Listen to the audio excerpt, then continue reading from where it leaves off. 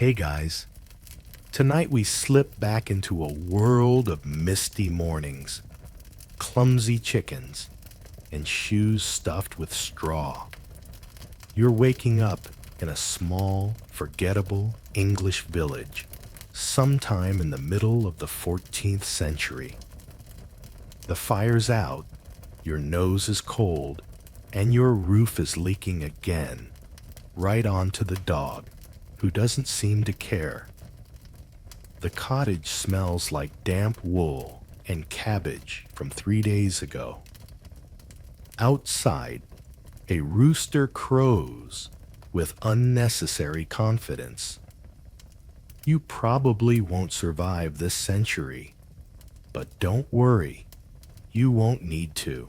So, before you get comfortable, take a moment to like the video and subscribe, but only if you genuinely enjoy what I do here. And drop a comment with your location and the local time. I always love seeing where and when you're tuning in from. Now, dim the lights, maybe turn on a fan for that soft background hum, and let's ease into tonight's journey together. You're waking before dawn, not because you're ambitious, but because every single person in your one-room home has started shifting around.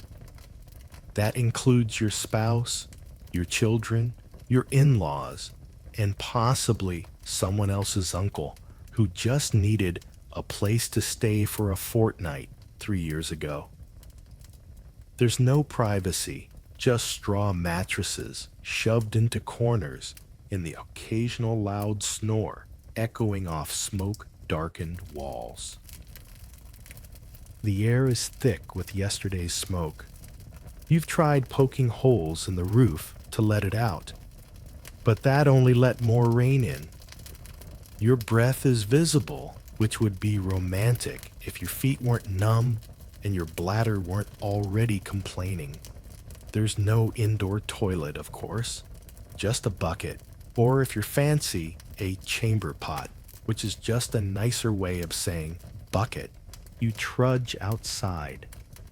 The earth is mushy and cold, and the fog has wrapped the entire village in a quiet hush that feels oddly sacred, until a cow lets out a wet, low bellow that shatters the moment. The thatched roofs of neighboring homes glisten with dew. Chickens flit and peck aimlessly at the mud, occasionally bullying one another over a worm. Life, even at sunrise, is weirdly noisy. No one has a clock, but you know it's time to start your day because the sky's turning gray, and the village bell just let out a lazy, lopsided clang. It's rung by old Jeffrey, who hasn't had full control of his left arm since the horse kicked him last summer. But he's still the bell ringer because, frankly, no one else wants to get up that early. You stretch, which isn't much help, and get to the day's first big challenge: finding your shoes. They're somewhere under the bed, if you can call a wooden pallet stuffed with straw a bed. When you finally jam your feet into the stiff leather, you discover that a mouse has chewed a hole through the side, which now lets in even more mud. Classic. By the time the sun actually rises, everyone's already doing something. The villagers move in slow, steady rhythms that haven't changed much since their grandparents' day. Your neighbor is already outside, muttering curses at his goat, which has once again escaped its tether and is currently trying to eat the roof. Across the path, someone is sharpening a hoe with a stone, and it makes that gritty, teeth-clenching scrape that you pretend not to hear. Historians still argue whether the average peasant really woke up this early every day or only on days with work to do. But when your entire survival depends on your ability to grow and gather food before the next frost, days off aren't exactly part of the plan. Oh, and if you're wondering what season it is, it's probably some kind of cold. Because in medieval England, you basically get two moods: muddy and gray, or suspiciously warm and full of flies.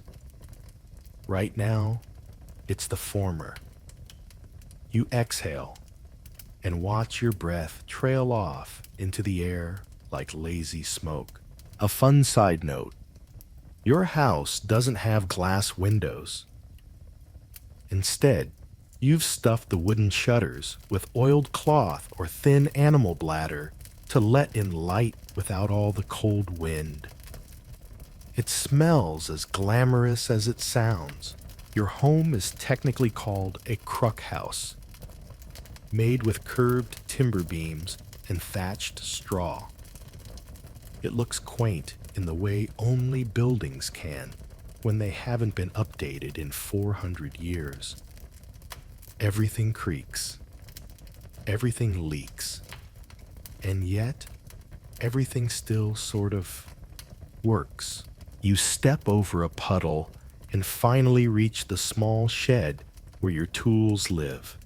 A hoe, a rake, and something you once proudly called a spade until it snapped in half during last year's barley harvest.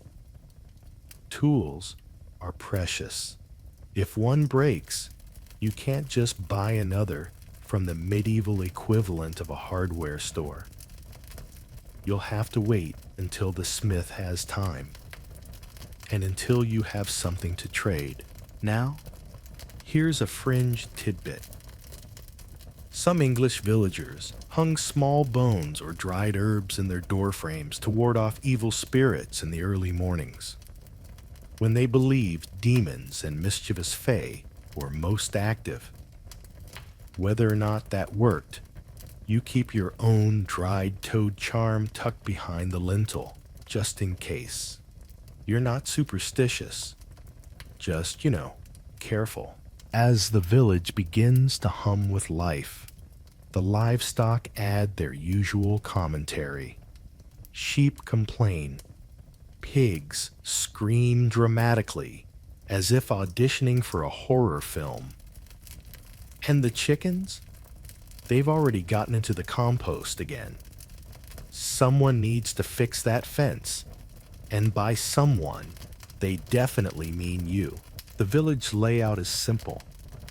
A scattering of cottages, a shared pasture called the Commons, and the ever so slightly crooked church up on the little hill. There's one dirt path that everyone calls the road, even though it's mostly just a suggestion. Mud squelches beneath your feet with every step. As you pass old Meg the spinner, she gives you a nod and a gap-toothed smile. She's spinning wool, her fingers a blur. She doesn't say anything. No one talks much in the early hours. Not because they're grumpy, but because morning breath is a real problem when everyone eats garlic like it's a vegetable. And so the day begins, not with dramatic music, not with exciting battles, but with fog, mud, and the comforting predictability of chickens underfoot. Inside again, your cottage smells even more like wet dog and old smoke than it did an hour ago. But now, there's also the unmistakable aroma of breakfast, if you can call it that. It's porridge, again. The same porridge you had yesterday, and the day before that, and the day before that. It's made from oats boiled in water, thick enough to stand a spoon upright, and absolutely flavorless, unless someone managed to sneak in a scrap of salt or drizzle a drop of honey. Spoiler, They didn't. You sit by the hearth, poking at the pot with a carved wooden spoon. The fire has finally caught, although the smoke still refuses to go up the chimney properly, swirling instead around your face like it's got business with your lungs. You cough, wipe your eyes, and wonder, just for a moment, if it's too early to miss dinner. The family slowly gathers. Your eldest child scratches at their scalp with both hands, looking like they lost a fight with a hay bale. Your partner, wrapped in a wool shawl, stirs the porridge with the kind of joyless resignation reserved for medieval mornings and modern Mondays. Someone slurps loudly. Probably your cousin from down the road who showed up for a quick visit 3 months ago and has yet to leave. It's fine. Sharing is part of survival. Or so the priest keeps saying. You chew in silence. Not because you're tired of each other, but because talking takes effort, and porridge isn't interesting enough to discuss. It's food. Barely. And in this century, that's already a win. Outside, you hear the distant clunk of hooves over stone. Someone's leading a cart down the lane. Probably headed to the fields, or maybe bringing manure. Either way, it's someone else's problem for the next 5 minutes. You stare at the wall. It's made of wattle and daub. Basically, sticks stuffed with mud and straw. It looks surprisingly solid until you get close and see the tiny crack where you're pretty sure a spider the size of a walnut now lives. No one's fixing that until winter, when there's actually time to repair things. Until then, it's just you, the spider, and the structural integrity of dried mud. Historians still argue whether medieval villagers were truly miserable, or if they found enough small joys to make life bearable. But as you scrape the last bit of porridge from the bowl and catch a glimpse of steam curling through the hole in the roof, you realize, somehow, it's not all bad. It's quiet. It's predictable. And that weirdly feels like peace. A random little detail. In some areas of England, folks believed that putting your spoon down upside down would bring bad luck. Or worse, attract mischievous household spirits who might spit in your stew. So, you set your spoon down right side up, just in case. You're not superstitious, remember? You're just playing the odds. The morning meal isn't just about eating, though. It's about planning. The younger kids will gather sticks and eggs. Maybe even run an errand to the baker if the family has any flour left to trade. The adults? Off to the fields or to mend fences, shear sheep, or repair a crumbling bit of cottage wall with more mud.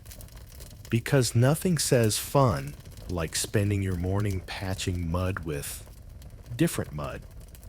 Today, you're on compost duty, which is as glamorous as it sounds. You throw on your cloak. It's basically a heavy rectangle with a hood, and step back into the chill. A low mist is still clinging to the ground, like it's too lazy to burn off. Your boots squelch dramatically. You're honestly not sure if that was just mud, or if you step directly into something more personal from the livestock. A few steps farther, and you're at the compost heap. It's not really a heap, so much as an ever-growing pile of kitchen scraps animal droppings and other things best left undescribed. Your job is to rake it, stir it, and make sure it's breaking down nicely. This is where you thank whatever ancestors thought to assign this task on a day when the wind is not blowing directly into your face. A cart clatters by. It's driven by Agnes, one of the village's alewives. She's a force of nature in a wool cap and always smells faintly of hops. You give a nod. She grunts. That's as friendly as morning greetings get around here. You finally finish with the compost and make your way to the well. It's in the center of the village, and you hope it hasn't gone murky again. Last week, someone swore they saw a frog swimming in it, which in fairness might actually be a sign of healthier water in this century. Germ theory won't be invented for another few hundred years, so water safety is mostly about sniffing and hoping. And speaking of water, scholars still debate how often medieval villagers actually drank it. Many argue they preferred weak ale, even in the morning, because it was boiled and thus safer. Which means yes, sometimes your breakfast drink was a watered-down beer. You weren't drunk, just responsibly hydrated. Back home, you set the bucket down and finally sit. You steal a moment of peace to warm your hands by the fire. It's crackling now, the smoke mercifully curling up into the chimney instead of back into your face. A good sign. Maybe the whole day won't be terrible. One of the kids hands you a crudely whittled object. Maybe it's a bird. Maybe it's a rock with dreams. Either way, you smile and give them a pat on the head. Parenting, medieval style. Soon, it'll be time to head to the fields. But for now, you get a moment, a breath. A quiet house, warmish porridge in your belly, and socks that are still mostly dry. Life may be boring, it may be muddy, but it's yours. Your break doesn't last long. Before the warmth of the hearth can soak fully into your fingertips, someone is already shouting outside. Something about oxen and a broken yoke, which is medieval speak for "you're late, let's go." You sigh, pull your cloak tighter, and head back into the chilled gray air, where the wind has decided it's personally offended by your existence. Out here, the fields stretch in low, soggy lines beyond the edge of the village. These aren't manicured, Pinterest-perfect farms. They're long strips of earth divided into narrow, open fields that are worked communally. You and your neighbors each tend your assigned strips, but no one gets out of plowing duty. Not even the guy who claims his bad hip acts up every other Thursday. Today, you're weeding and turning soil, not plowing. That's the ox's job. And thankfully, nobody's asked you to wrestle one of those mood-swinging beef walls. Instead, you jab a short-handled hoe into the damp earth, watching steam curl from the soil as the morning chill battles the sun. The smell is deep and rich, fresh mud mixed with the faint sour tinge of manure. It's oddly satisfying in that gross but good kind of way. Of course, there's always that one guy, let's call him Edwin, who claims your plot gets more sunlight than his Never mind that the sun moves, and Edwin's probably just mad because his carrots came out weird last year. You grunt something polite and keep hoeing. It's too early for drama or carrot envy. Historians still argue whether medieval villagers fully understood crop rotation in the way textbooks describe it now. The truth is, they probably didn't have neat diagrams or Latin terms, but they did know not to plant wheat in the same patch over and over unless they wanted dust for dinner. So, you rotate between grains, legumes, and the fallow field where nothing grows and the soil gets to take a nap. You work slowly. No one's in a rush because the rush never ends. There's no such thing as a busy season. They're all busy seasons. Plowing, planting, weeding, watering, praying, panicking. It's the medieval cycle of agriculture, and you're firmly locked in. A light drizzle begins, because of course it does. You glance up at the sky, which is putting on its best impression of a damp wool blanket. The rain isn't heavy enough to stop work, but it's just enough to soak through your tunic. You make a mental note to hang it by the fire tonight. Not that it will dry completely. Nothing ever really dries. It just becomes less wet. Nearby, two boys chase a runaway goose with the kind of reckless glee only children and lunatics have. The goose, naturally, is winning. One of the boys slips in the mud, lands flat on his back, and just lays there. You can almost hear the goose laughing. It's a small moment, but it cuts through the monotony and makes you smile. Now here's a quirky tidbit. Some medieval farmers believed that singing to plants helped them grow faster. Not in a vibe with nature kind of way, but more like chanting prayers or lullabies while sowing seeds. Supposedly, it encouraged good spirits to settle into the soil. You don't exactly sing, but you do hum under your breath. Not because of the spirits, more because it keeps your mind off your blistered palms. Around midday, someone brings out a small cloth bundle. Lunch. It's a hunk of rye bread, a lump of cheese, and maybe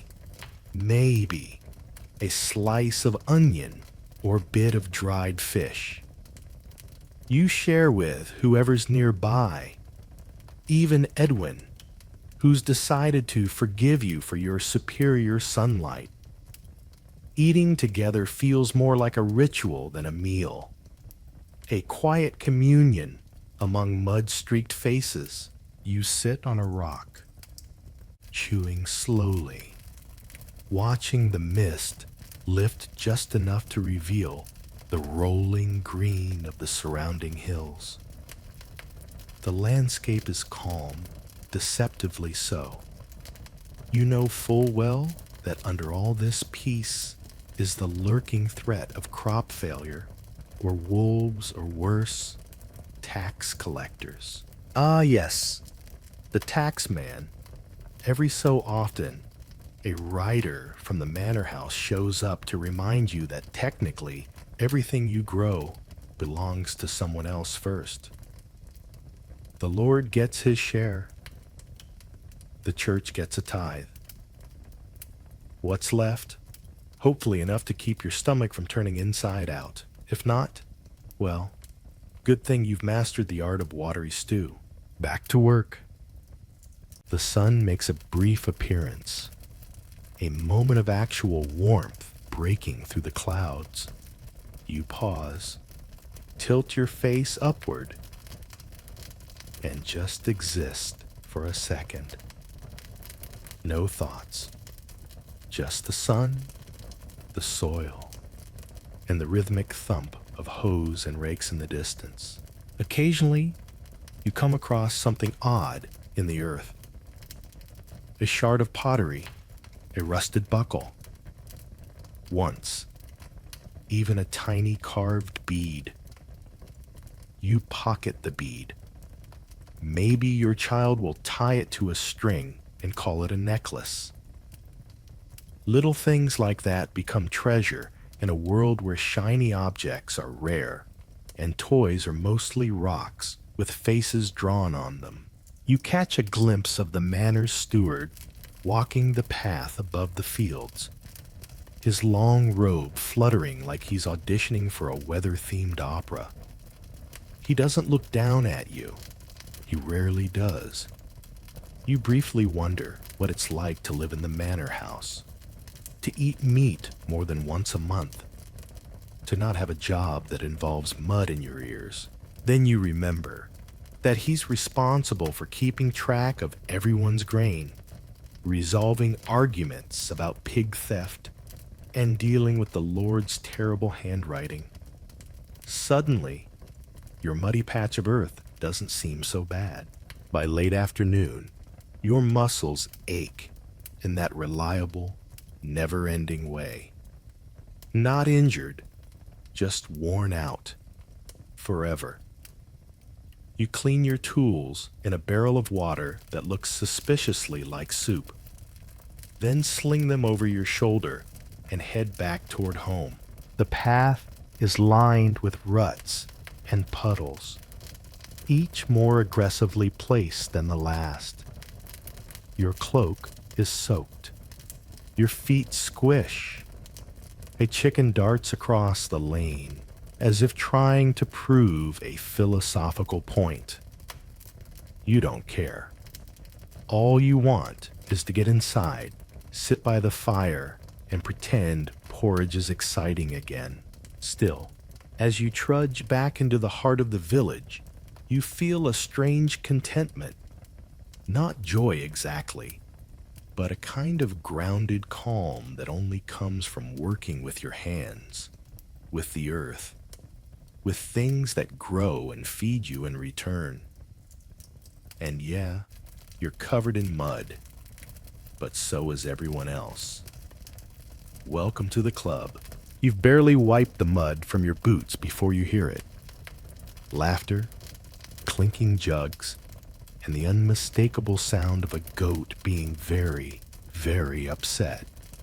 You follow the noise down the narrow, uneven path toward the center of the village, where smoke curls from chimneys and voices bounce between the crooked houses like excited birds.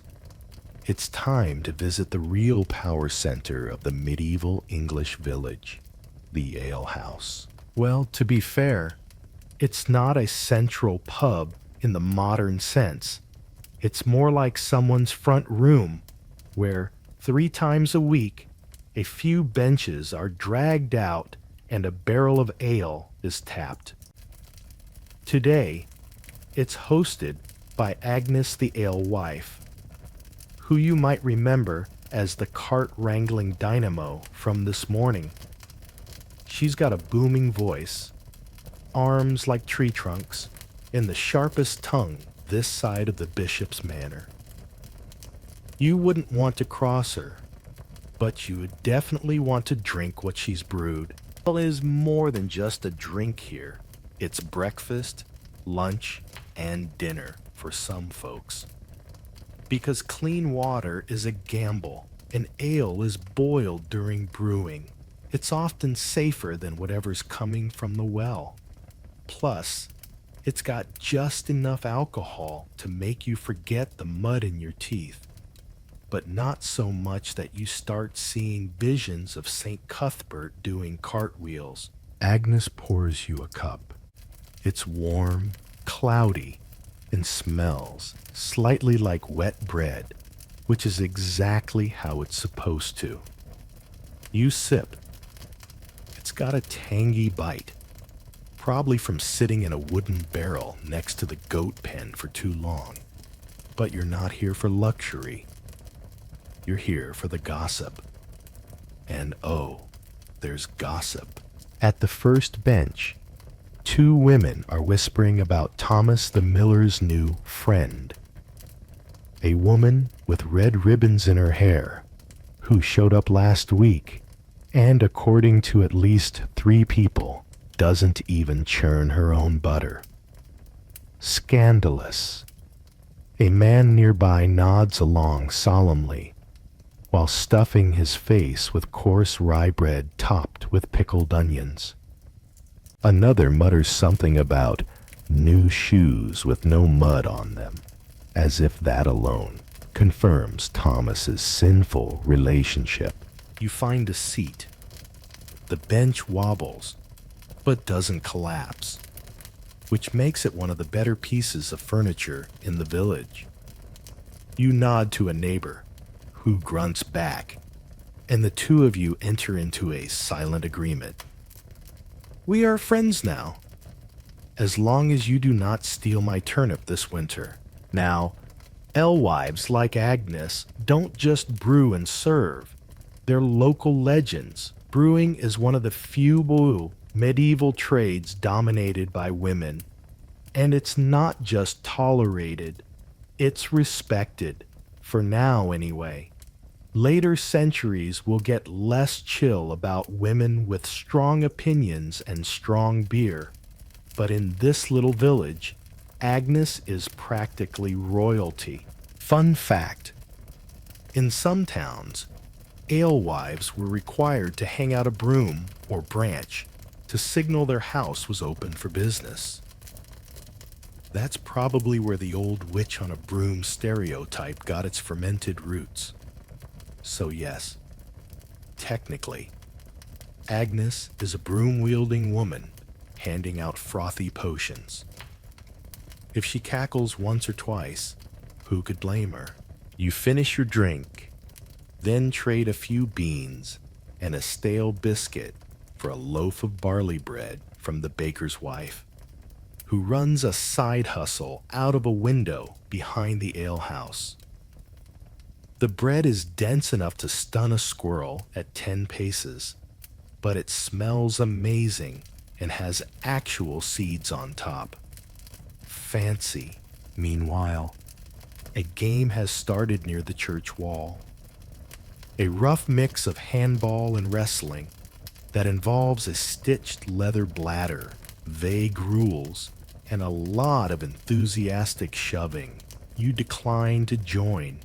You still remember what happened to your cousin who broke his tooth in last month's match and had to chew porridge sideways for a week. Some children are playing nearby with carved dolls and pebbles, while a few older ones try to climb the low wall behind the chapel, despite the priest yelling, "Don't make me come down there," from the steeple. He probably won't. He says that every time.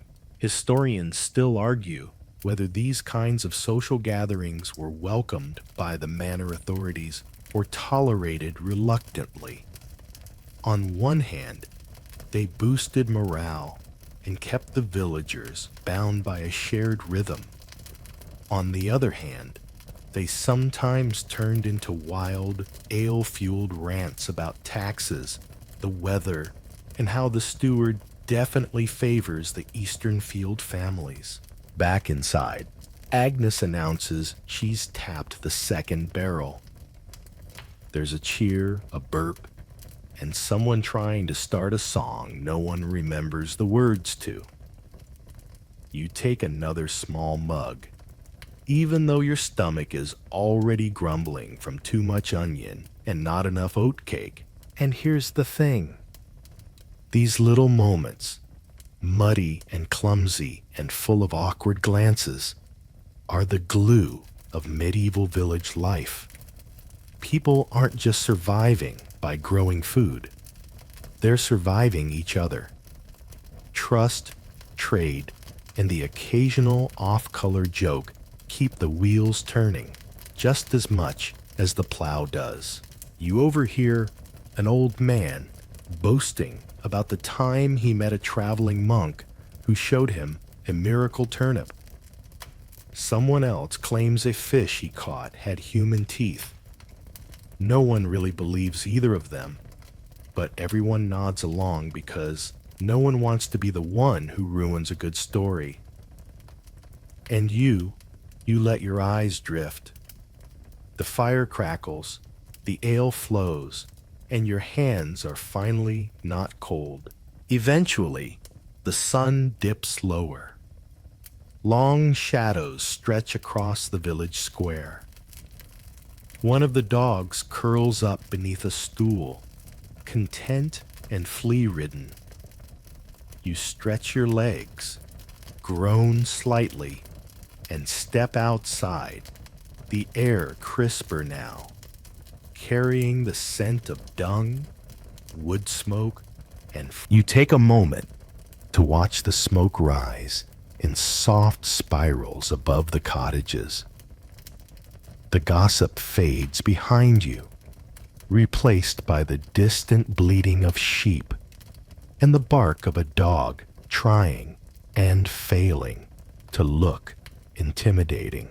Before heading home, you stop by the edge of the commons and gather a few firewood scraps left by someone with more generous arms than sense. The sky is streaked with rose and gray now, and your breath curls visibly in the air again. Another day halfway done, another mug of ale warming your belly, another small sliver of community pieced together with laughter, bread, and mild public humiliation. And tomorrow, the same, and the next.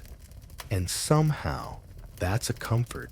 You wake from a short, satisfied stupor next to the hearth, face slightly warm from the fire, and one foot still damp from that puddle you forgot about. But there's no rest for the mud-worn. Just as your brain begins to flirt with the idea of a nap, someone knocks at the door. That knock is slow and deliberate. It's not a friend. It's not even Agnes with a refill. It's far worse. It's the steward, the manor steward, to be precise. He's here on behalf of the Lord, the one whose name you only ever say while looking slightly upward and slightly afraid. The steward is the glue that holds this manor together, in the same way that a spider web technically holds breakfast together if you walk through it wrong. He's the middleman, the accountant, the bureaucrat, the enforcer, and the guy you blame when you find out your tax this year is being calculated in goats. He stands in the doorway in his long brown robe, with that sour pinch in his face that says he'd rather be auditing grain than talking to you. Behind him is a lad dragging a little wooden chest and a large ledger that looks like it was bound with ambition and despair. You're behind, he says, before you even get a greeting. Classic. You sigh and gesture him in, which means everyone has to shuffle to make room, because your house wasn't exactly designed with hosting in mind. He ducks beneath the beam, too late as always, and mutters something that sounds like both a prayer and a swear. Historians still argue whether manor stewards were resented tyrants or necessary middlemen. You don't bother arguing. You know exactly how you feel about this one. You try to explain, but he raises one bony finger and pulls out a quill like it's a dagger. You'll make it up in eggs, he announces, writing it down before you can protest. and one day's labor helping Thatcher the manor's guest house. Oh, and 2 chickens. Alive. You almost ask why alive. Then you realize if you ask, he might say, and fat ones, so you don't. He opens the ledger with a dramatic flump. You glimpse rows of crooked ink lines and Latin abbreviations you can't read. What you can read is the amount you still owe from the spring wheat tithe, 3 bushels and a half. You had 2. The mice took 1. The half is now a depressing pile of mold in the corner. There's no appeal process here. No magical letter you can write to medieval HR. You nod because it's that. Or risk being fined more. Or worse, having to meet the reeve, the village's local enforcer, who once tried to duel a scarecrow and lost. Before he leaves, the steward glances around your cottage with the same expression you use when finding a mouse in your flower. You catch him staring at the little carved bead your child found in the field. He squints. "Family heirloom?" he asks. "No," you reply evenly. "Field pebble." He sniffs and makes a note anyway. Now, here's a quirky tidbit. Some stewards were so obsessed with record keeping that they tracked everything from how many eggs a chicken laid in June to how many spoons a household owned. There's even one medieval account of a steward fining a man because his fence sounded poorly built. You hold your breath until the door finally closes behind him. Then you exhale hard, as if the act might blow the stress out of your lungs. You've been fined in chickens again. But the day isn't over. You step out toward the manor house, because now you've got to deliver a signed message to the reeve confirming your next day of forced labor. The manor sits at the top of a gentle hill, just far enough away to remind everyone who's in charge. The building itself is half timbered, with a steep thatched roof and a wooden balcony that's more ornamental than useful. You pass a couple of pigs on the way. They ignore you. The cows, at least, nod in solidarity. The manor grounds are deceptively quiet. A couple of hired men are trimming a hedgerow with scythes, and a young scribe is muttering to himself about the prices of barley and beeswax. Somewhere inside, the Lord is probably dictating a letter about his latest goose hunt, or which neighbor he'd like to feud with this month. You glance toward the corner where your children are playing with a pile of bones and string, trying to invent a new game that vaguely resembles checkers and vaguely resembles chaos. One of them declares themselves king of the firewood. You don't question it. You just nod and declare your loyalty. The evening settles in.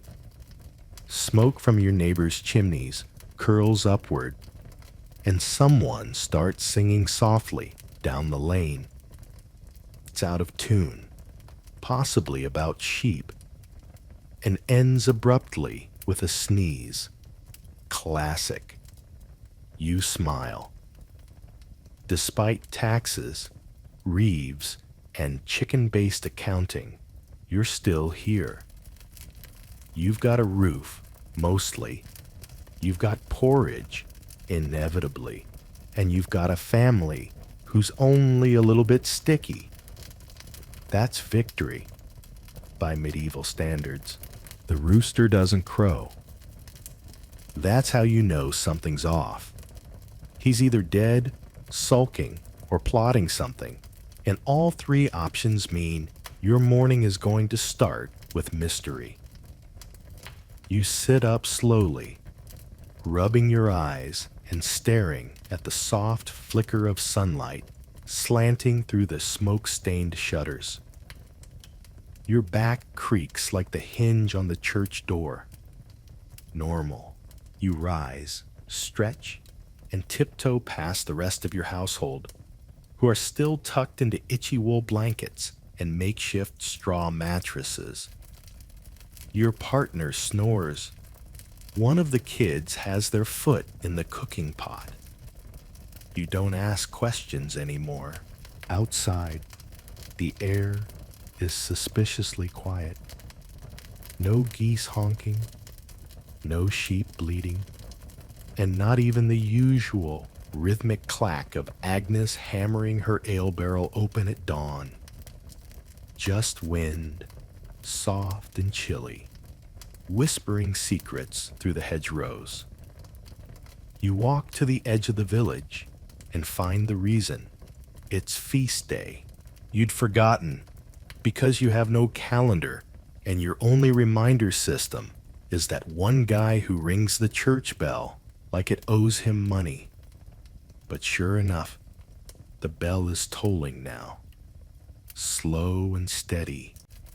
One ring every 10 steps, calling everyone to put down their plows, forget about debts for 5 minutes, and pretend life has room for celebration. Feast days in medieval villages are like rare solar eclipses. Strange, brief, and everyone sort of panics about what to wear. You head back inside to rouse the family. Everyone groans, except your youngest, who is already trying to wear 3 tunics at once because it's fashion. You pick out your best clothes. Best here means the least stained and the one shirt that doesn't have visible louse stitching. By mid-morning, the village green is buzzing with activity.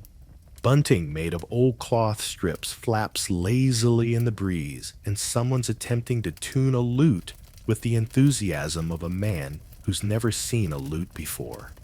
The baker has brought out honey cakes the size of your fist, and the blacksmith is hauling a barrel of mead like it's filled with feathers.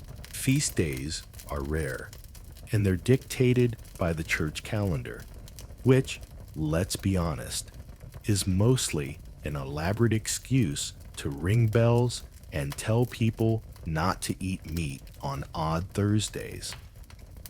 Today's reason? The feast of Saint Mildburga, patron of birds, farming, and not going completely insane while churning butter.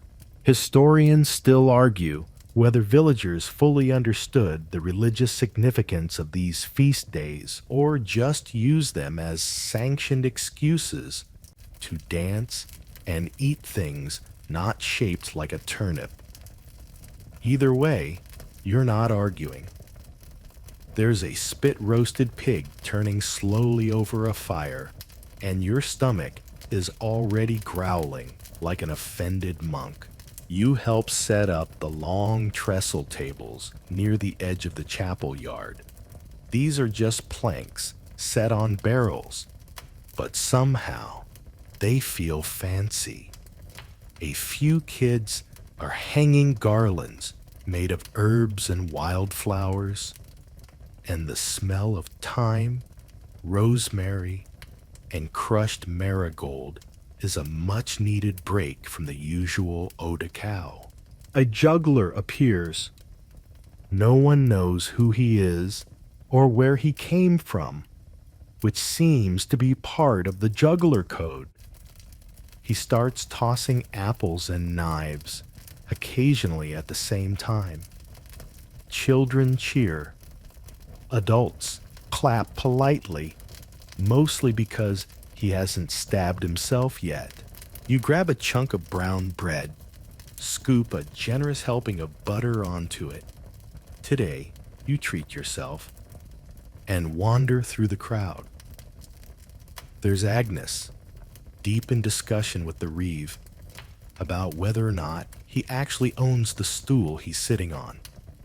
There's Edwin, arguing with a goose again. Some things never change. You join in a game near the well. It's a kind of medieval tag, except with rules no one agrees on, and a ball made from a bundled-up pig bladder.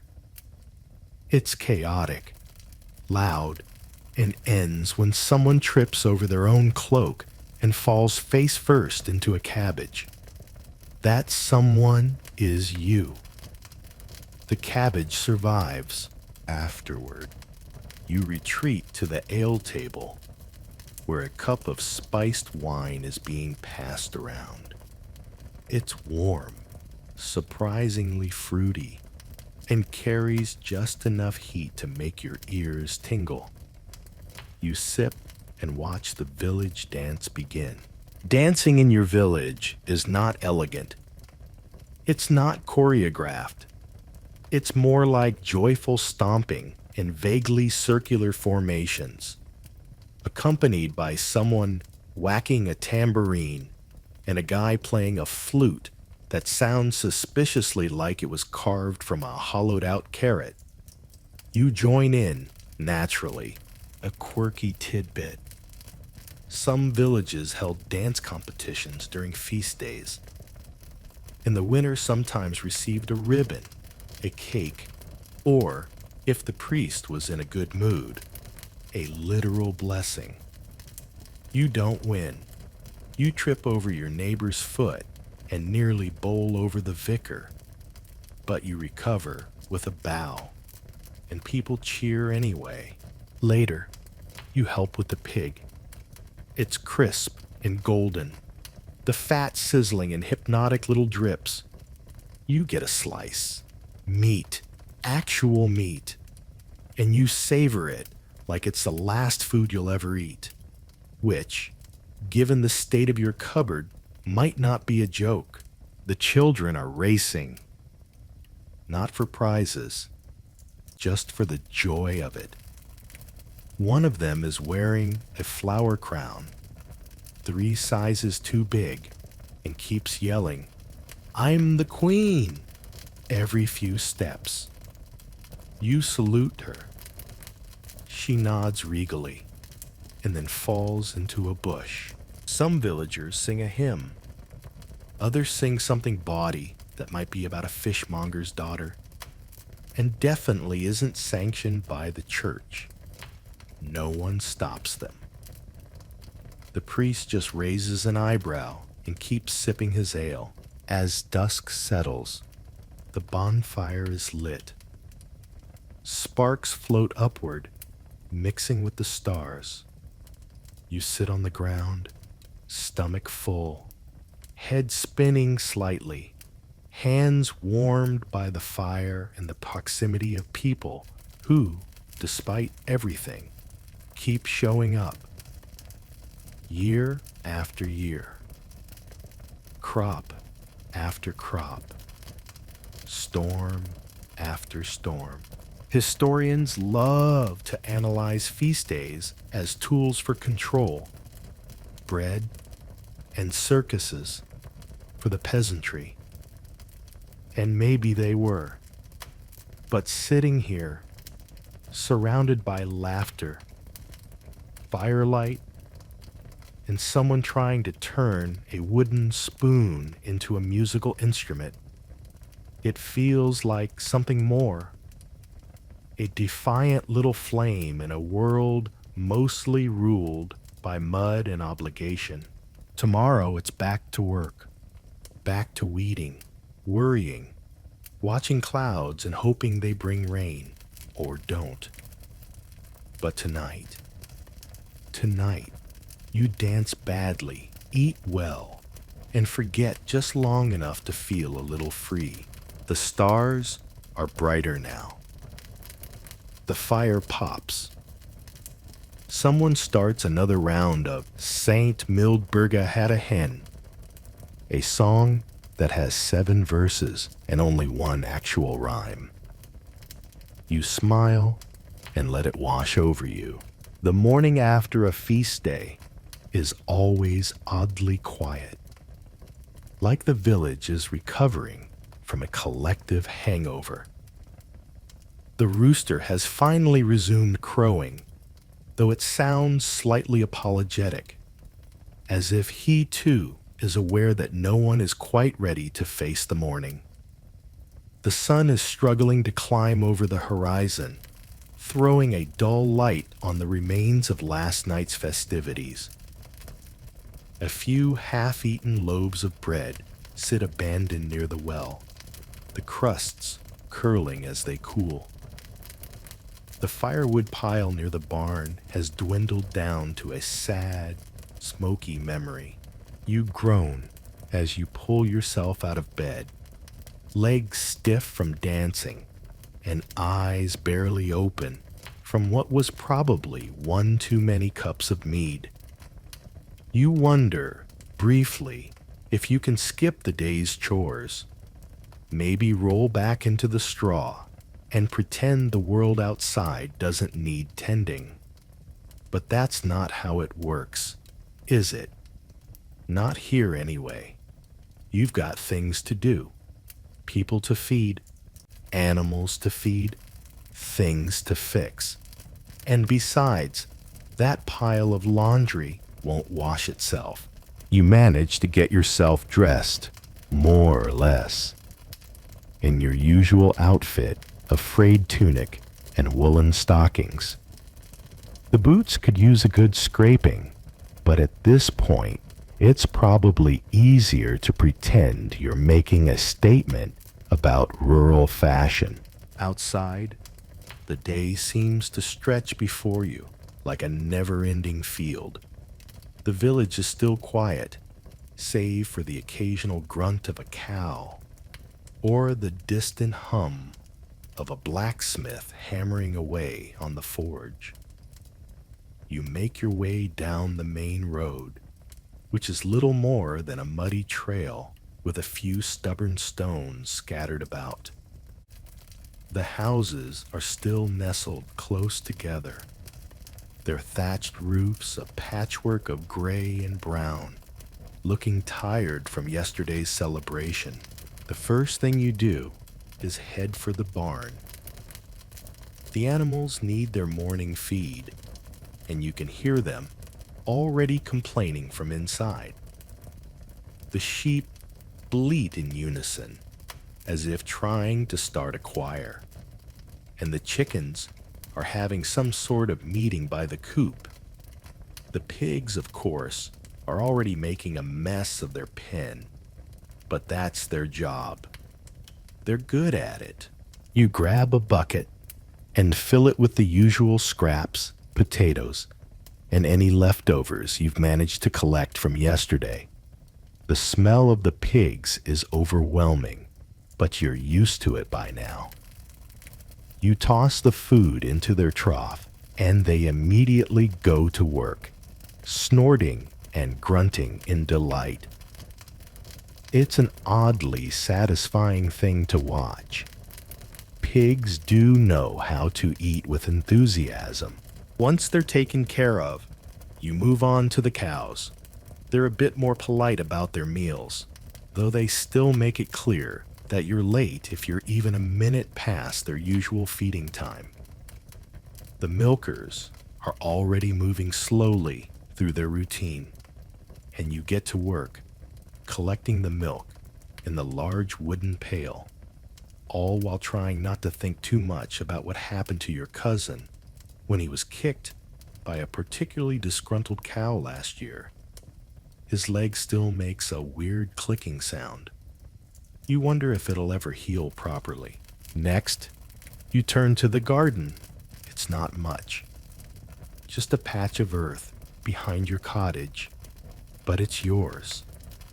And that makes it important. The carrots are doing decently, but the cabbages are another story.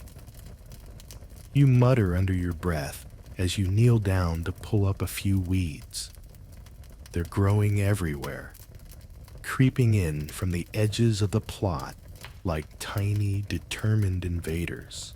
You pull them up with a satisfying snap, toss them aside, and give the earth a little pat, as if to say, "Well done." You take a break for a moment to catch your breath. The village is still slow to wake. There's a slight chill in the air, and the scent of earth and damp wood fills your nose. It's peaceful in a way, but also a little lonely. The kind of loneliness that comes from living in a place where everyone knows your name, but you still feel like you're a little bit apart. The villagers will start showing up soon, trudging along the muddy paths with their baskets and tools so ready for another day of backbreaking work. For now, though, you've got a little time to yourself, and you take it, sitting on the edge of the garden, letting the quiet soak into your bones. Maybe later you'll go into town. Maybe you'll visit Agnes at the alehouse, where the gossip is thick and the ale's never too far from your hand. But for now, there's something calming about the rhythm of the day, the steady pace of work, the predictable sounds of animals and wind. As you finish your chores and the day begins to take on a more familiar shape, you reflect on how small things seem to move in their own time here. There's no rush. You don't have to get everything done in one go. The fields will still be there tomorrow. The cattle will still need milking. Life here is measured not in minutes, but in seasons. It's the ebb and flow of life on the land, the pull of the tides that sweep through the village year after year, day after day.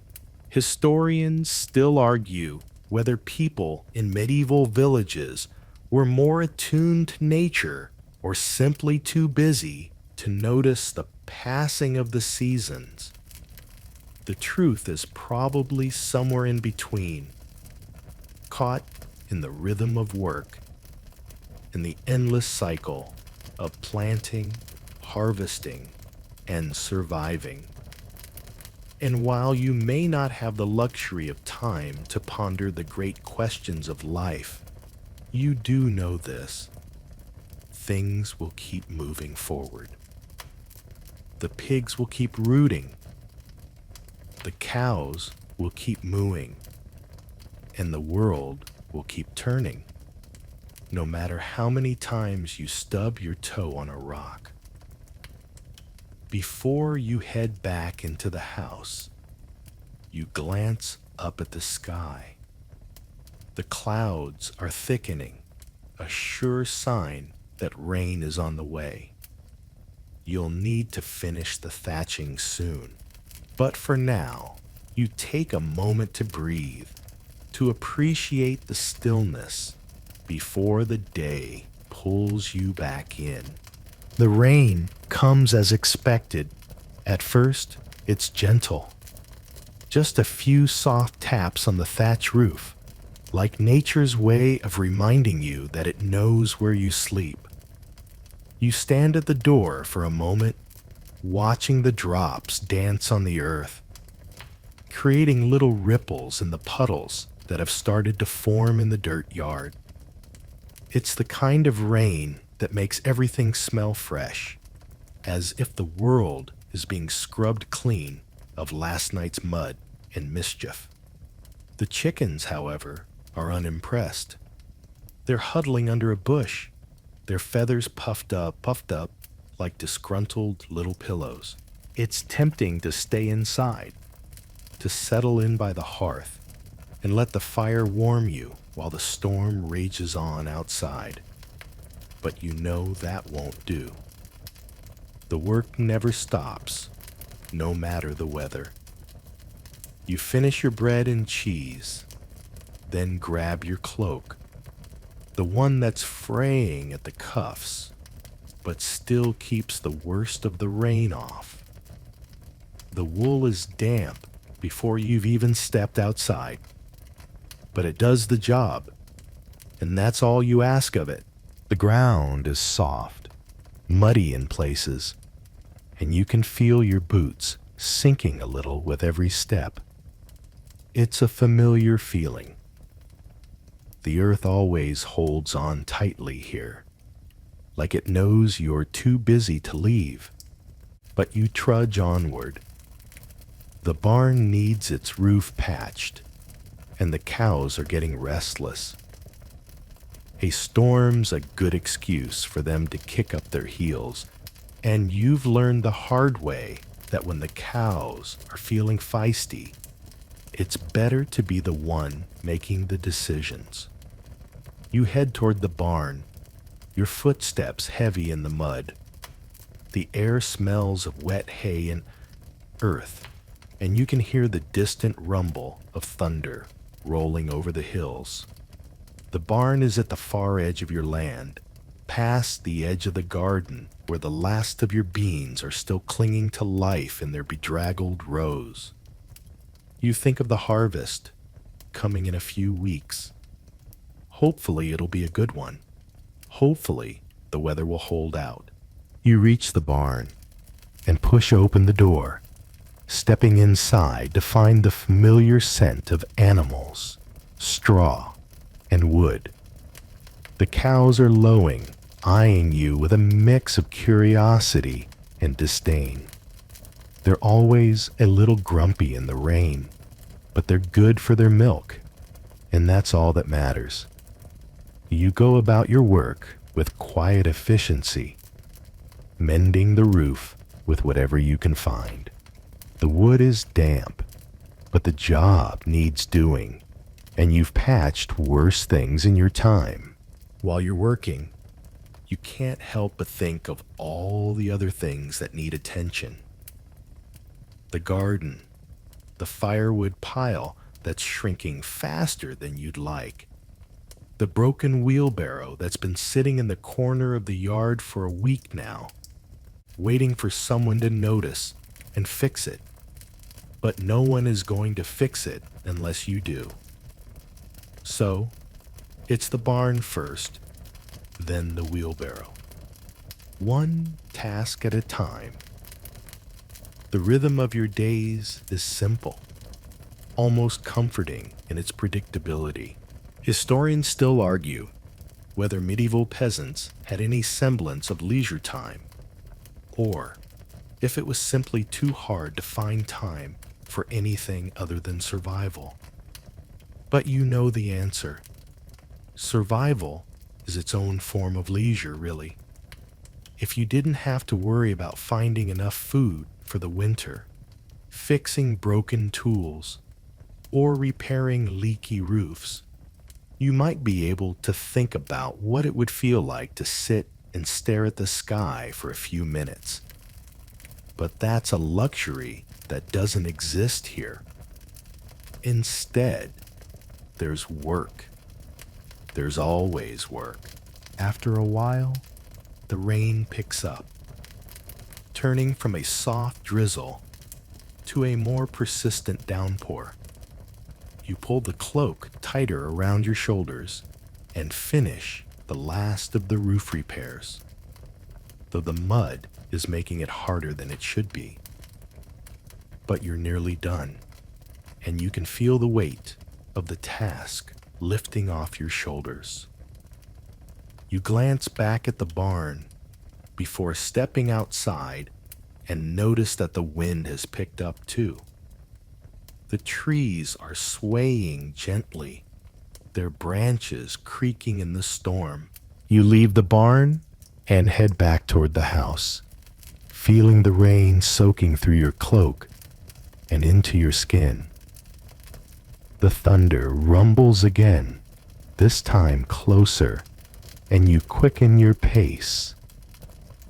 You can hear the faint sound of children laughing from inside, and for a moment, you let yourself savor the thought of getting back to the warmth of the hearth. of sitting down with a bowl of stew and letting the storm rage outside while the fire crackles and the family gathers around. But before you reach the door, you hear something else. An unfamiliar sound, a soft tapping. You stop, hand on the door frame, and listen. It's coming from behind the house, from the far side of the garden. You frown, heart racing. You didn't hear anyone approach.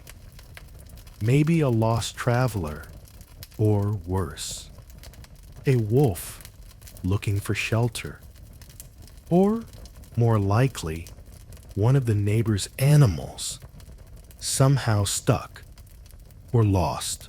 You grab a stick from the pile of kindling by the door and head around the corner of the house, careful not to slip in the mud. The sound is louder now, almost frantic. You round the corner and stop dead. It's not a lost traveler. It's not a wolf. It's a goat. And it's stuck in your garden, of all places. Its head is wedged between two fence posts, and it's baaing in distress, like it's trying to tell you about the injustice of it all. You blink in disbelief, momentarily frozen in the sheer absurdity of it. Of course, you go to help, because what else are you going to do? You untangle the poor creature with as much care as you can muster, all the while wondering how the goat managed to get itself into such a ridiculous predicament in the first place. Finally, with a soft grunt, the goat is free. It pauses for a moment, looking up at you with wide, imploring eyes. And then, as if to thank you, it promptly bolts off into the rain, disappearing into the next field with surprising speed. You watch it go, shaking your head, but there's a small, amused smile tugging at the corner of your lips. Of course, it was a goat. As you head back inside, shaking off the last of the rain, you realize something. It's not the tasks that make the day feel long or tedious. It's the surprises, whether it's a goat, a broken wheelbarrow, or an unexpected storm that turn an otherwise ordinary day into something else entirely. Something that feels just a little bit more alive. You close the door behind you, and the warmth of the fire embraces you. Maybe tomorrow, the rain will let up. Maybe the chores won't be so endless. But for now, you let it all go. For now, it's enough to be home. The next morning, the rain has finally stopped, but the sky is still heavy with clouds.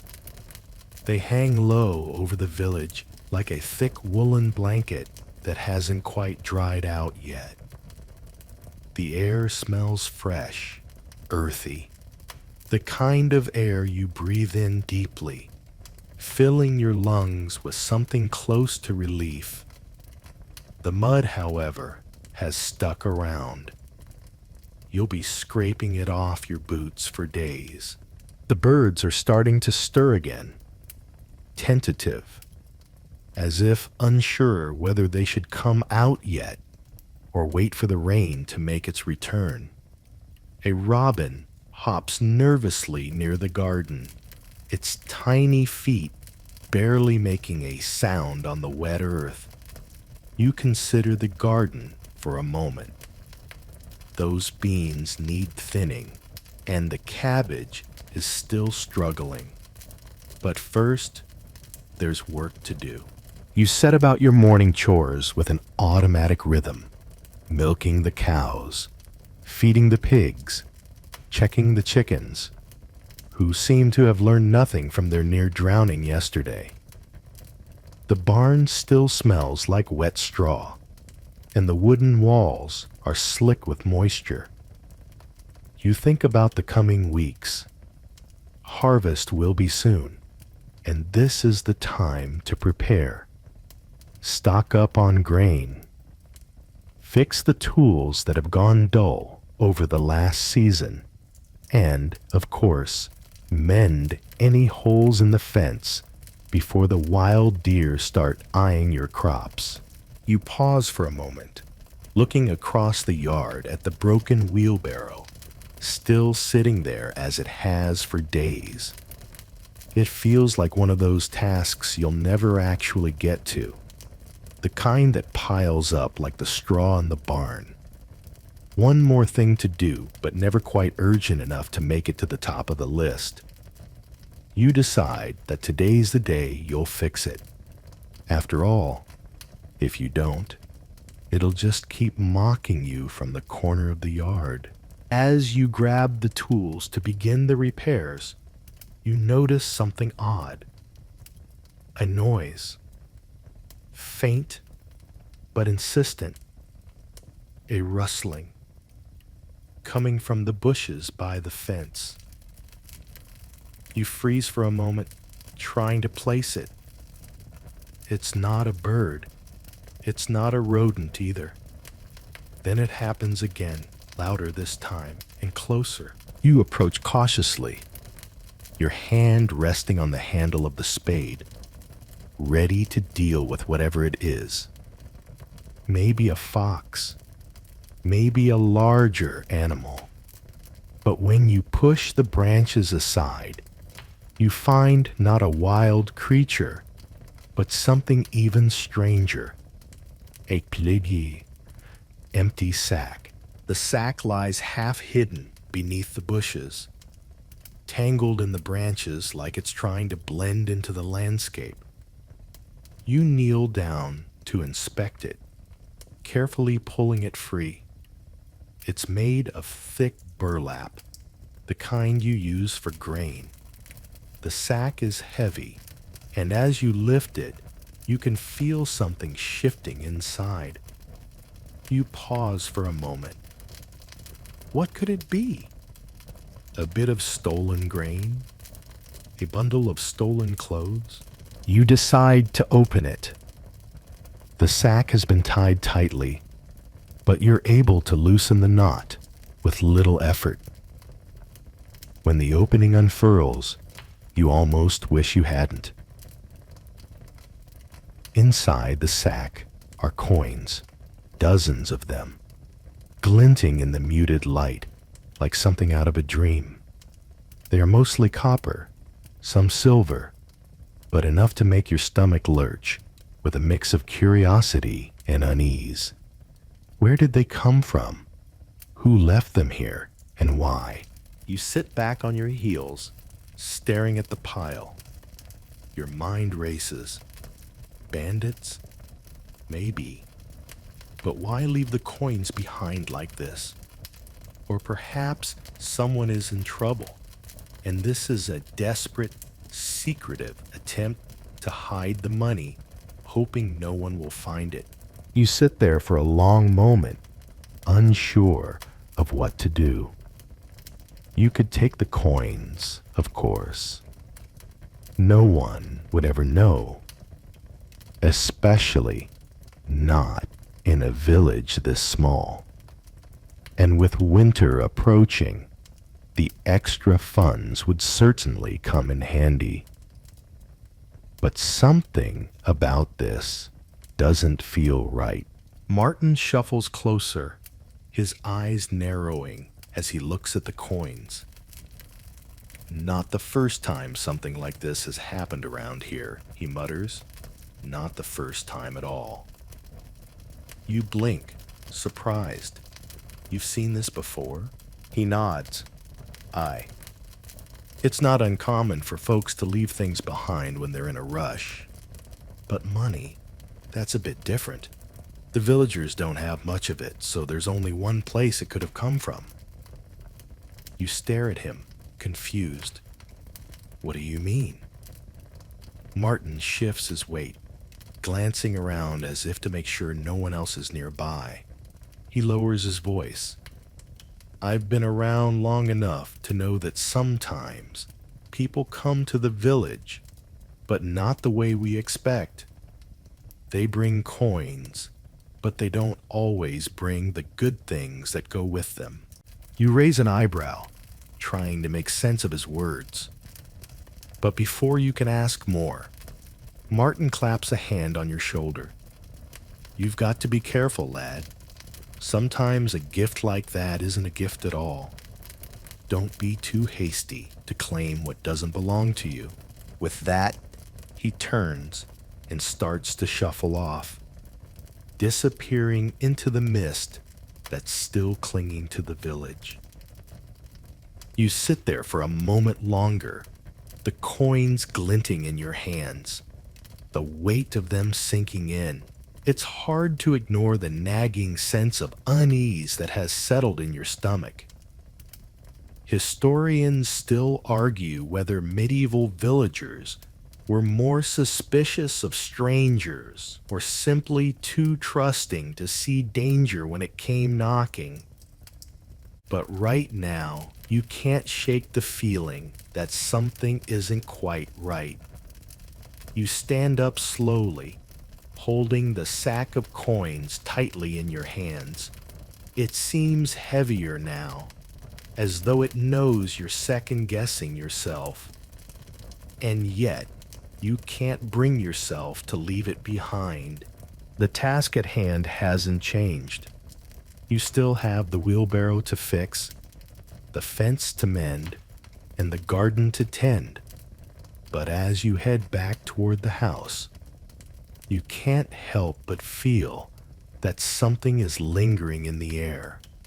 Something uncertain. Something that doesn't quite belong. The day drags on in its usual way.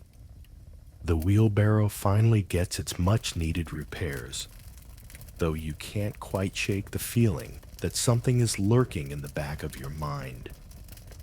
The sack of coins weighs heavily in your thoughts, like an unwelcome guest who insists on sticking around long after the meal is over. You've got other things to worry about. The fence that needs mending, the garden that's looking less productive with each passing day, and the odd sensation that something in the village is changing. The hours pass quietly, the soft murmur of the village drifting on the breeze. Your hands are busy, but your mind is elsewhere.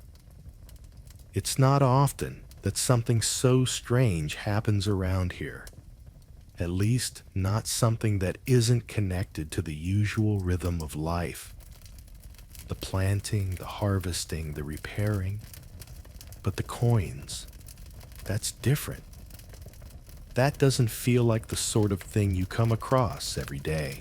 You finish up with the fence by late afternoon. The clouds are still stubbornly hanging overhead, casting a gray pall over the land. But the rain has stopped, and it's warm enough to be comfortable, if not exactly pleasant. You wash your hands at the well, the cool water soothing your cracked skin. The rhythmic sound of the bucket dipping in and out of the well is strangely calming. And for a moment, you let yourself get lost in the motion. But then you hear it, the unmistakable sound of boots crunching over the gravel path that leads into the village. Someone's approaching. You turn, but it's not old Martin again, or any of the regular faces you know so well. Instead, you see a stranger, immense tall, with dark hair and an air about him that suggests he doesn't belong here. He's wearing a long, dark coat that's been worn through at the seams. but he carries himself like someone who's used to being noticed.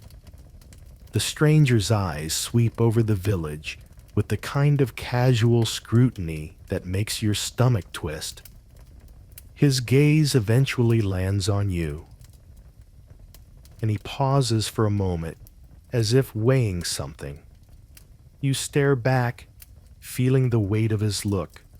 His presence feels foreign, like a thread that doesn't quite fit in the tapestry of this quiet village. It makes you uneasy. The stranger doesn't say anything at first. He just stands there, watching you with those unreadable eyes. It's only when you don't move that he finally speaks.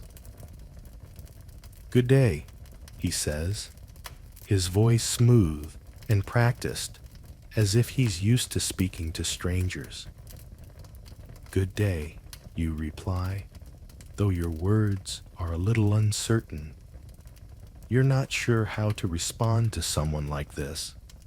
Strangers don't come through here often, especially not ones with this kind of confidence. "I've been walking for some time," the man continues, his gaze flickering toward the village's humble structures. "I was hoping you might point me toward the inn." Your mind races. The inn? There isn't one. At least, not really. There's Agnes's alehouse, but it's more of a place to grab a drink than an actual place to sleep. You know that the village isn't exactly welcoming to outsiders. There's little to offer that would interest someone who hasn't got business here. You think about old Martin's words again. The warnings that had settled on you like a storm cloud. Something's off about this man, but it's hard to put your finger on it. "There's no inn," you say cautiously, "but there's Agnes's place for a drink. She might have room, though you'd have to ask her about that." The stranger nods, his eyes narrowing slightly, as if sizing you up. "Thank you," he says, with a thin smile. It's not a friendly smile. It's more of a smile that suggests he's already made up his mind about something. Without another word, he turns and starts walking toward the center of the village, moving with a purpose that makes you feel like there's something he's not saying. You watch him go, your heart still heavy with uncertainty. You can't shake the feeling that his visit is not a coincidence. Maybe he's just a wanderer, passing through on his way somewhere else. But you know better than to trust a stranger who doesn't even bat an eye at the lack of an inn. You're left standing at the well, the distant sound of the stranger's footsteps fading as he disappears into the village. You glance back at the sack of coins tucked safely in the corner of the barn. You didn't tell him about it. You didn't have to. But for some reason, you're almost glad you didn't. Historians still argue whether medieval villagers were more paranoid or just practiced a good sense of caution when it came to strangers. You can't help but think the answer is both. People didn't often wander through these parts unless they had something to hide or something to take. The evening rolls in and the village starts to feel quieter, like it's holding its breath. The last few villagers trickle inside their homes, and the firelight from Agnes's alehouse flickers in the distance. The rain might be gone, but something still feels unsettled in the air, a tension you can't quite place. You make your way back to the house, locking the door behind you. The familiar routine of evening settles in. Dinner, a bit of quiet conversation, the hum of the fire crackling in the hearth. But no matter how many times you try to shake the feeling, you can't quite get rid of the thought of the coins, or the stranger, or the strange weight that seems to have descended on the village like the final layers of an incoming storm. When you finally lay down that night, the quiet feels wrong. Not in the usual way. No, this is different. This silence is stretched thin, as though the village is holding its breath, waiting for something to break. You close your eyes and try to sleep, but the feeling lingers in your mind, like the scent of rain that doesn't quite leave the air. You roll over in bed, pulling the blankets a little tighter. Tomorrow, you'll get back to the usual work. But tonight, the village feels like a place on the edge of something. You can't help but wonder if the rainstorm was only the beginning. The morning after the stranger's visit dawns in much the same way as any other. The sky, still clouded over with heavy gray, threatens rain, but for now, it's just the same thick, damp air that clings to your skin like a second coat. You go about your chores, feeling the pull of routine, the rhythm of the village that can't quite shake the unsettling feeling that has lodged itself in your chest since the man arrived. The garden still needs tending, and the chickens are hungry as usual, clucking around in their little world. But even as you work, your thoughts keep drifting back to him, the stranger. He was gone before nightfall, heading toward Agnes's place for a drink, as though he had all the time in the world. You glance over to the barn, the place where the sack of coins is still hidden, out of sight, but not quite out of mind. You hadn't even checked it again since that afternoon. You've been too distracted by the thought of what it could mean. The weight of it presses on you, making you second-guess everything you've done for the past few days. As you finish gathering eggs from the chickens, you hear footsteps approaching from behind. Your first thought is that it's old Martin again, come to offer another cryptic word or two. But when you turn, you see someone much more familiar. It's Agnes, her round face flushed from the chill of the morning, her arms full of bundles of herbs. "I've got something for you," she says, walking up to you with a knowing smile. "Thought you might like these for your stew tonight. They'll add some good flavor, just the right touch of spice." You take the bundles gratefully, though you wonder for a moment why she's been so generous. Agnes isn't usually one to give things away unless there's something in it for her, but today she seems more cheerful than usual, and you suspect it has something to do with the stranger who passed through last evening. "Did he make it to your place then?" you ask casually, trying to gauge her reaction. Agnes raises an eyebrow, clearly not expecting you to bring him up. He did. Didn't seem like much of a drinker, though. Just took a seat and stared out the window, as if waiting for something." She snorts a short, dry laugh. "Made me a bit uncomfortable, truth be told. Who comes into a place like mine just to sit and stare?" You glance over at her, still holding the herbs.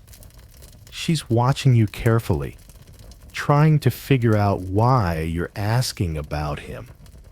You don't answer right away, instead turning back to the chickens as you let the conversation trail off.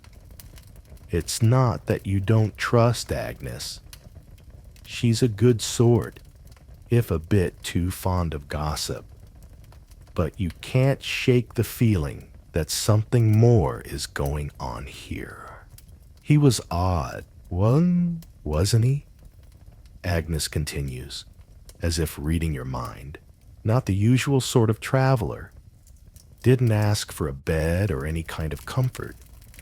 Just sat there, quiet as a mouse.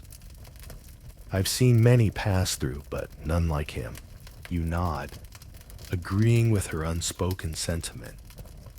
There's something about the man that doesn't quite fit with the village, with its slow-paced life and unspoken rules. People here are used to the silence of the land, the unhurried days that stretch out in front of them like an old friend. But the stranger, he feels different. He doesn't seem to belong. A soft wind picks up, rustling the leaves in the trees around the yard. You shiver slightly, pulling your cloak tighter around your shoulders. The day feels colder somehow, as though the world is bracing for something. You glance back at the barn once more, the sack of coins still hidden within, just out of reach, but not forgotten. Do you think he's come here for something? You ask, almost against your better judgment. The question hangs in the air, unanswered. You look at Agnes, but she only shrugs, a flicker of something in her eyes. Maybe, or maybe he's just passing through. Who's to say? I've seen a lot of folk come and go. She gives you a thin smile. But you know, this village doesn't like surprises, not one bit. Her words stick with you as she walks away, heading back toward her alehouse. You stand there for a moment, the weight of her statement sinking in. It's true. The village doesn't like surprises. It's a quiet place, a place where things move at their own pace.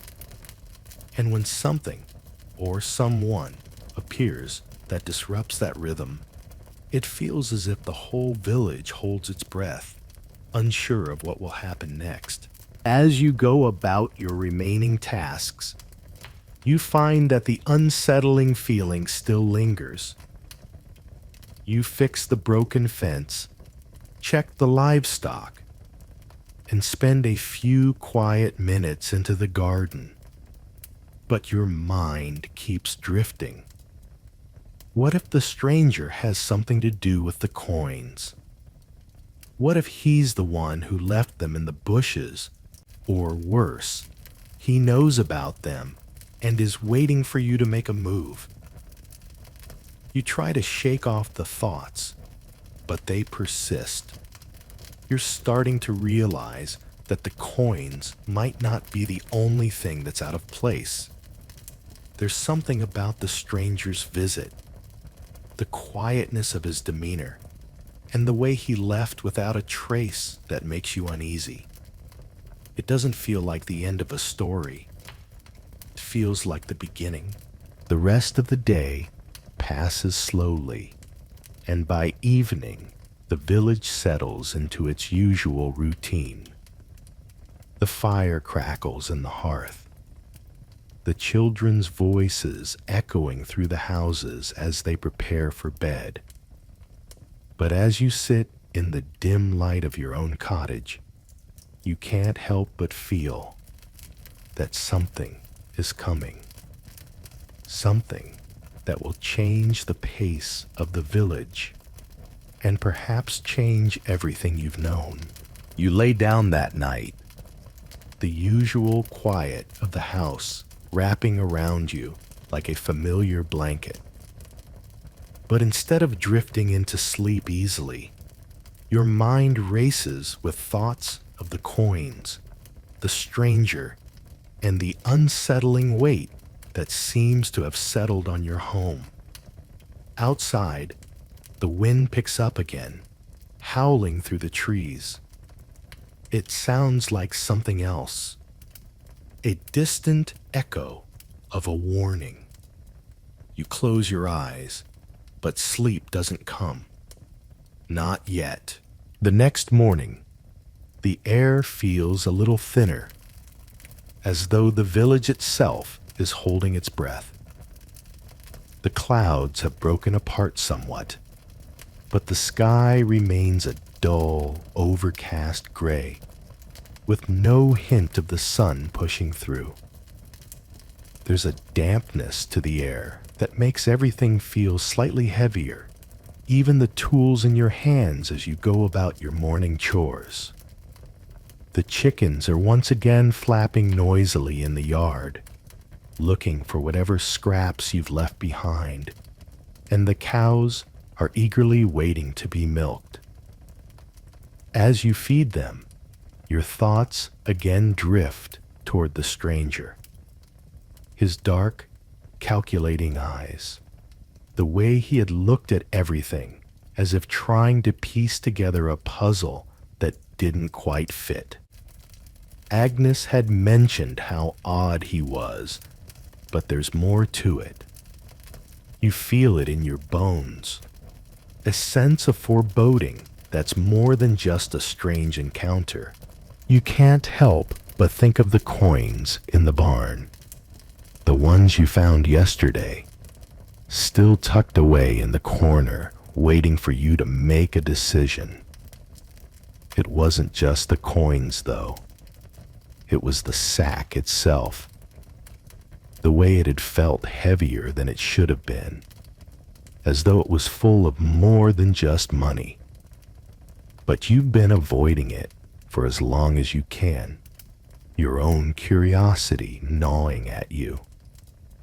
Maybe today, you'll finally take a good look inside. Maybe that will clear up some of this strange feeling that's settled over you like a mist. After breakfast, you find yourself outside again, standing by the barn. The scent of fresh hay and damp earth surrounds you, mixing with the faint aroma of the wood from the barn structure. The building, though sturdy, feels a little too close, the shadows inside stretching long in the early morning light. You take a deep breath and step inside. The barn is silent, except for the occasional shuffle of the livestock. It's easy to ignore them, as they're preoccupied with their own business. You glance over to where the sack of coins had been hidden yesterday, half buried beneath some loose straw. It's still there. You feel a strange tension in your chest as you approach it. You kneel down and tug at the sack, pulling it into your lap. The coarse burlap scrapes against your palms as you untie the knot. You almost hesitate for a moment, but then the thought of what could be inside drives you to open it fully. As the bag unfurls, the weight of it doesn't lessen. It feels as heavy as ever. You look inside carefully, your heart hammering in your chest. The coins are the first things you notice, but there's more. At the very bottom, tucked beneath a layer of coins, is something that immediately catches your eye. A small, rolled up piece of parchment. You pull it out carefully, unfolding it as though you're handling something delicate. The paper is old, yellowed with age, and the writing is faint, as though it's been through more than a few hands. You squint at it, trying to make sense of the ink stains and faded letters. The message is written in a hurried, almost frantic scrawl, but the words are legible enough. To the one who finds this, beware the path ahead. Coins have a way of binding, and once you accept them, you may never be free. They are not just for you. They carry weight you do not yet understand. A chill runs down your spine. You reread the message, your pulse quickening. Coins binding? What does that even mean? Who wrote this and why? The parchment feels like a warning, but what of? The weight of the coins, the feeling that this strange treasure is tied to something darker than it appears, hangs heavily on your mind. You glance around the barn, as though expecting someone to be standing there watching you. But of course, no one is. The barn is as empty as it always is. Still, the air seems thicker, the space tighter, as though the walls themselves are closing in on you. It takes a moment for you to shake off the feeling, but when you do, you fold the parchment carefully and place it back in the sack, trying to steady your breath. Whatever this is, you're not ready to let go of it just yet. There's something in this village, something about the coins and that stranger's visit that feels far from over. But what is it? What does it mean?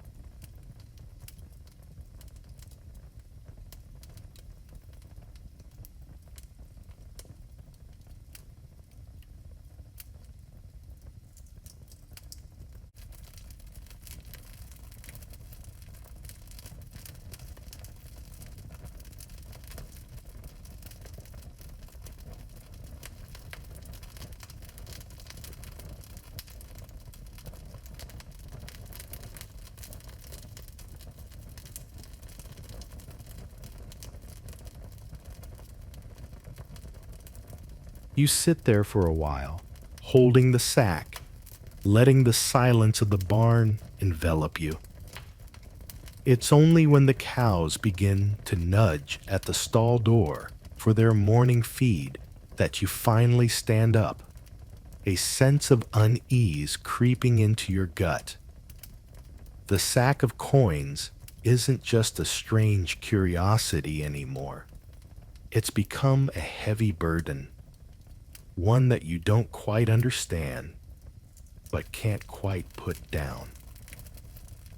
As you finish your work in the barn, your thoughts are occupied with the message. You think about what Agnes said. The village doesn't like surprises. You're starting to realize that maybe the village is about to get one. But whether that surprise will be for the better or worse, you can't tell yet.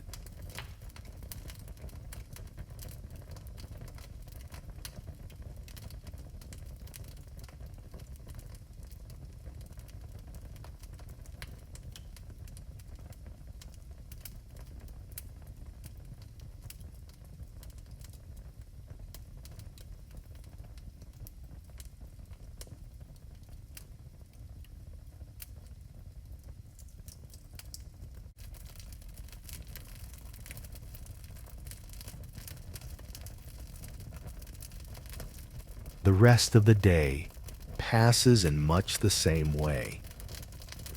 The fog that settled over the village keeps the light dim, and the quiet grows deeper with each passing hour. You work steadily, but your mind is elsewhere, following the thread of the mystery. You're no closer to figuring it out, but one thing is certain. Whatever is going on, it's bigger than just you. It feels like something that's been set in motion long before you even found those coins in the bushes. As evening approaches, you find yourself at Agnes's ale house. Despite yourself, there's something about the atmosphere there. Soft, low murmurings from the village folk, the warmth of the hearth that feels comforting, even if you don't entirely feel at home. You take a seat in the corner, hoping to blend in and perhaps overhear some tidbit of information.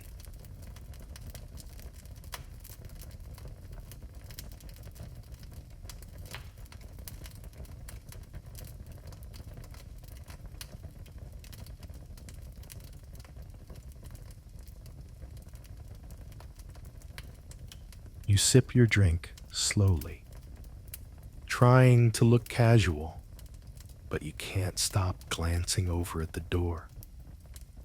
What if the stranger returns? What if he's come back for more than just a drink? You tell yourself you're being paranoid. That's all. But as the night settles in and the alehouse fills with the usual chatter, you can't shake the feeling that something is lurking just out of sight. The coins in the barn, the parchment's warning, and the stranger's presence all swirl together in a way that leaves you feeling on edge. By the time you return home, it's late. The air has grown even colder, and the night feels heavy, pressing in from all sides. You close the door behind you, the familiar creak of the hinges echoing in the silence. The barn still feels far too close, the weight of the sack in your mind. You make your way to bed, trying to convince yourself that tomorrow will be different, that the answers will reveal themselves. But as you pull the blanket up around your shoulders, you can't escape the sense that the village, your home, is on the edge of something. A quiet storm is coming, and you're caught right in the middle of it.